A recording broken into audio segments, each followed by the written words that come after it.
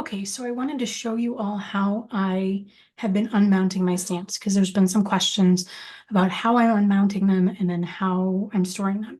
So here's a mounted stamp. It's the last one that I haven't unmounted yet. And you can see it's on this like kind of spool thing.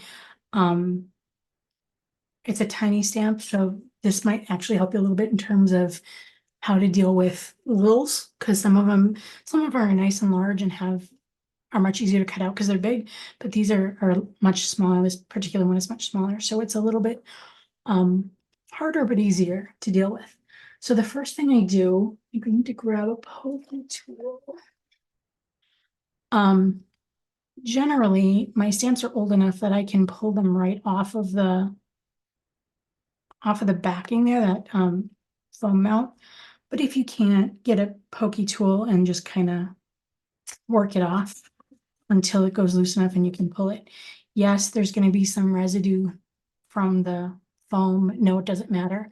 You can do what you want with these. I've been throwing away or recycling them if they're a reasonable size wood that I could use for another project, but generally speaking, I can't use them, so I just toss them. All right, so there's my stamp. It is not sticky on the back, as you can see. It needs to be sticky in order to cling to a mount. So we have to figure that out. The other thing is that stamps like this, rubber stamps, stamp better when they have a foam back, when there's something there, so that when you push down, there's a slight resist, but still some give. That's why you might see some stampers who put a mouse pad or a squishy mat underneath their stamping surface. So for example, if I was going to stamp onto this, um, somebody with a cling stamp, you might see putting a mouse pad underneath because there's a little bit of give to that. And when you stamp it, then the give allows your stamp to make 100% contact with the paper. That's why it's smart to remount them with some foam. Now, there are options for this too. So let me show you what I chose, and then I'll show you some options that I saw other people try. First of all, I would never just stick some glue on this and start using it again, because it needs that cushion for the pushing, if you will. Also, any kind of glue that you're going to put on the back of this, you need to make sure is really, really, really, really safe for the rubber. I don't know if you know this, but rubber will become brittle over time, and that process goes faster or more quickly if it comes into contact, if the rubber comes into contact with alcohol or other drying chemicals. So you want to keep your stamps away from anything that's alcohol based. If you choose to use an alcohol based ink, for example, then you're going to want to go back and clean really, really well and make sure all of that ink is gone. Not just because you don't want the shadow of the old color when you stamp with the new color, but because the alcohol will start to dry out your rubber more quickly. And once they're brittle, they will not stamp anymore. Your stamps, when you unmount them, should be bendy. If they are not, if they're hard, you may as well throw them away. They're not useful anymore, and you really can't bring them back from that point. Wanted to put out there just so you get an idea of who I am. I've actually worked for a company, a well-known stamping company, for a period of time. So a lot of what I'm sharing here is what I've learned from that company. Okay. So these are experts in the industry who train their people to understand some of this stuff, because otherwise you might think, well, you don't know what you're talking about or whatever. I do have a background. Is my way the only way? Absolutely not. But it is a good way. It's a decent way, I guess. So anyway, here we are with our stamp. We can do two things to mount this, okay? The first one, and the one that I prefer, is using Easy Mount. It's called the Stamp and Store System. The company is Easy Mount. And I'm assuming that is backwards to y'all. So let me see if I can fix that so that it's not backwards. There we go. Okay. So Easy Mount Stamp and Store. And if you look up just Easy Mount, you'll find it. This comes in an 8.5 by 11 sheet. And what's really nice about it is that it's sticky on one side. So this is the gluey side where I would stick the stamp. And then the other side also has a backing sheet on it. And it's the cling that clings to your block or to your storage system. The reason I like this stuff so much is because it's a 2-in-1 product, and it's a lot faster than mounting with any kind of glue or whatever. I will be honest though and tell you this stuff is not cheap. I just redid my entire collection, and as I said, I used to work for a well-known company. Though I don't have all of my stamps that I once had, I do have a large collection. So it was pretty spendy for me to go through and remount everything with this. But to me, it was worth it because I'd rather spend a little bit more money and spend less time than spend less money and more time. I always see my time as being worth more than $1. So I'd rather spend the money on the easy way. If you are much more frugal, and that is perfectly okay. I've seen someone take, this is just craft foam that you can buy at even a Dollar Tree, as far as I understand. I bought mine on Amazon because I buy just about everything on Amazon anymore.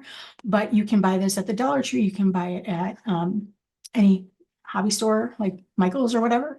But it's just foam. It's just crafty foam.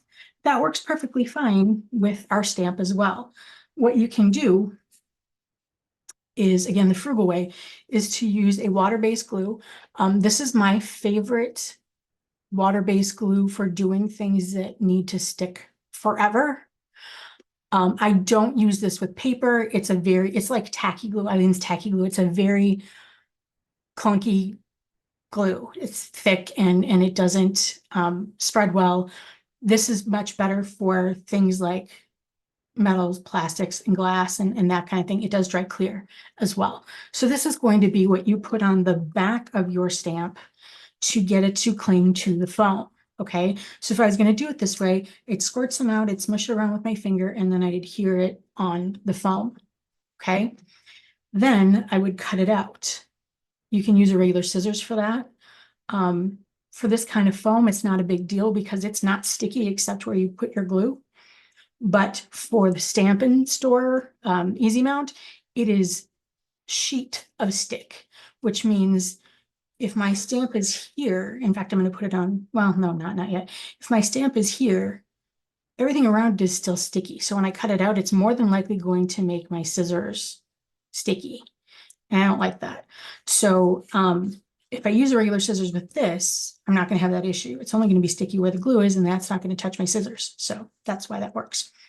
Once it's cut out, then you flip it over, and on the back, what would be this side then with this mount on it, you use Eileen's tack it over and over, and you squirt it on, not on this side, on this side, and you let it sit overnight. And once it dries, it will be exactly like the back of this stuff where you have the cling mount tack. See how my finger's not sticking to it, but it will stick, for example, to glass. I don't know if you can hear that when it comes up, but that's because it's sticking. This glue will have the same impact on this foam. Okay, that is the probably smarter way to do it, definitely cheaper way to do it, especially because you can buy large bottles of the glue much cheaper than you can buy tons of the Easy Mount. So I totally 100% recommend this, but it's not the way I went. So what I did instead is I used the Easy Mount. And to use this, what you do is you pull it back, and I just pull back the amount I need, find where my stamp is going to take up the least amount of space. When I was doing all my stamps, I would fill a sheet as much as I could, and then go back and cut them all out at the same time. It saved me time rather than putting one on and then cutting them out and then putting on another and cutting them out. You can also put them so close that they touch or just about touch, and your knife will go right around them. Again, you're not going to cut this out with scissors. You can cut this out with scissors, but you're not going to cut this out with scissors. I mean, you can, but you're going to have to use some alcohol or baby oil or something on your scissors every time you do. Instead, I'm going to use a hot knife. Now, does that work? Does this work with this? Absolutely. It's just going to cut it right through. So this is a good investment, I think, if you have a lot to do. Scissors after a while make my hands hurt, but that's just me. This will go through exactly the same way. Oh, you know what I do though? I'm going to pull back paper from the other side because the hot knife isn't going to cut the paper. The hot knife is just going to cut, unless I keep going back over it, the hot knife is just going to cut the mount. So I peel it back so I don't have to worry about going through the paper too. And then I'm just going to make cuts slowly that meet up with my other cuts. And very quickly you'll see how that cuts out. And now I have all this other space for something else. And I'll just put my papers back on each side so it's protected.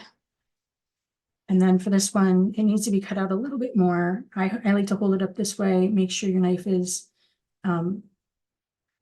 flat against the rubber, because if it's not, you don't want to undercut. And what I mean by that is you don't want to slice in so that your mounting foam goes like that, because if it starts to do that, it will not be as stable when you go to stamp it. So you want to keep it as perpendicular to the stamp as possible. Just kind of go back and clean up any little messes. Now, if you have a good quality stamp, you don't have to worry so much about the hot knife cutting the rubber. This is a nice and thick, you can see how thick this rubber is, but I do have some stamps that had a thinner, cheaper rubber. And so they, I had to be more careful with them because they would cut with the knife, with the hot knife. Okay, just trim this up a little bit more. If it's not perfect, it's not a big deal. I just don't want any random stickiness. That's the goal, is to get rid of the stickiness. Okay, so now my stamp is completely cut out. There's a couple fringes there, but that's no big deal. And when I grab them out,